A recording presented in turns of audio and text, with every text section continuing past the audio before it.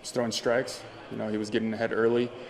We told him earlier in the game that we wanted him to make these guys put the ball in play and force them to fill up the zone, and that's what he did, and he had better success tonight. What's the strongest part of Contreras' game as a pitcher that you see? I like his fastball. It's funny, you see the stature of him. He's not that big of a guy, but he has life to the fastball. It kind of jumps on guys sometimes, especially when he can get on top of it. And if he's throwing his curveball for strikes too, it adds another element that is effective for him. And today he seemed to have a little bit more than the past starts. When you say it jumps on, I guess it means it has a lot of movement. Is it more of a two-seam? I don't know if you remember Phil Maton. They talk about spin rate and everything like that these days. The ball seems to kind of hit another gear and take off. JC kind of has that with his fastball. Even with the loss today, you're still over 500 after the All-Star break. What did the All-Star break do to rejuvenate you guys after the last week of the first half? I said it before, those guys needed to recover. A lot of these guys going through the first full season were beat up. They took that time to kind of relax and get their mind off baseball.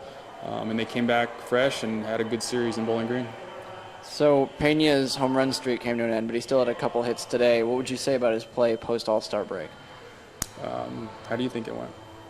I think it went pretty well. Yeah, 4 home runs in 4 games, it's hard to beat that.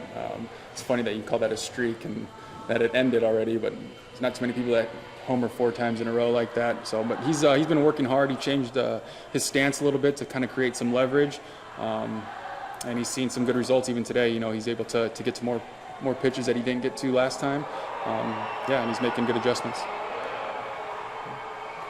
What are some of the things that your team really needs to do the second half of the year that you didn't see as much in the first? Just play consistent baseball. Our defense is playing well this second half. They have to catch and throw the ball just like anybody else. I think our pitchers have to do a good job of filling up the zone and getting ahead early. That last part of the first half, we walked way too many guys, allowed too many free bases for these hitters, and and they paid for it. So we're emphasizing just get ahead, let our defense work, and then our hitters just stay aggressive. A lot of these times they get a little bit passive because they're trying to wait for their perfect pitch when we want them to be aggressive with pitches in the zone, and they've done it so far. Their starter was a guy that you guys haven't seen yet this year. Can that work in favor of a pitcher? Both sides are used one another. Some of them have seen him before. He was in rookie ball when my first year of managing. We saw him in spring training this year. He was a little funky, listening to the guys talk. They couldn't really tell if he was throwing a slider or a cutter or something like that. And you got to tip your hat to him. Sometimes guys just come out there and they have your number, and tonight he did. Last question I have. This is the first longest amount of games these guys have played because they're in rookie ball and all.